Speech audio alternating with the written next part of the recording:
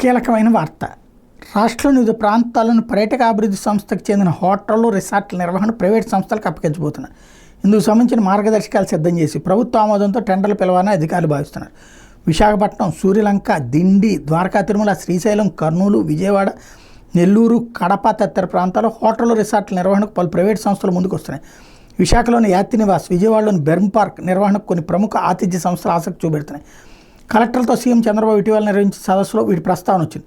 కొన్ని హోటళ్లు, రిసార్ట్ల నిర్వహణ ప్రైవేట్ సంస్థలకు అప్పగించేందుకు ఏర్పాట్లు చేస్తున్నారని రాష్ట్ర పర్యాటక శాఖ ఉన్నతాధికారి ఒకరు సీఎంకి వివరించారు. వీటిలో పనిచేస్తున్న పొరుగు సేవల సిబ్బంది ఉపాధికి ఇబ్బంది లేకుండా హోటళ్లు, రిసార్ట్లు ప్రైవేట్ సంస్థలకు O&M ఆపరేషన్ అండ్ మెయింటెనెన్స్ నిమిత్తం అప్పగించడం మేలన్న అభిప్రాయంతో అధికారులు ఉన్నారు. నెల రోజులు ఇందుకు సంబంధించి మరింత స్పష్టత రాబోతుంది. ప్రభుత్వం చేతిలో ఉన్నటువంటి వాటికి ఎందుకు మరి ప్రభుత్వం పర్యాటక శాఖ తీసిపడేస్తే పోతుందిగా? ప్రైవేట్ వాడు నిర్వహిస్తాడంట, వాడు డబ్బులు ఇస్తాడు, అవుట్ సోర్సింగ్ ఉద్యోగులు నడుపుతారు. ఇప్పటికే నడుపుతున్నది ప్రభుత్వమే. దాన్ని తీసి అవతల పడేసేసి ప్రైవేట్ వాడికి ఇవ్వమంటే ఇంకోటికి దోచిపెట్టడం. ఇప్పుడు గవర్నమెంట్ నిర్వహించడం చేత కాకపోతే ఆ శాఖ తీసేయండి, టైం వేస్ట్ కదా. నిర్వహించడానికి అంతమంది సిబ్బంది ఉండగా మళ్ళీ ప్రైవేట్కి ఇవ్వడం అంటే ఏంటి? ఈజీగా వచ్చేటటువంటి ₹1,00,000 వస్తుందంటే 1,00,000ని ప్రైవేట్ వాడిని 90,000 తిను, 10,000 మా వాళ్ళకి ఈ జీతాలని చెప్పినట్టు.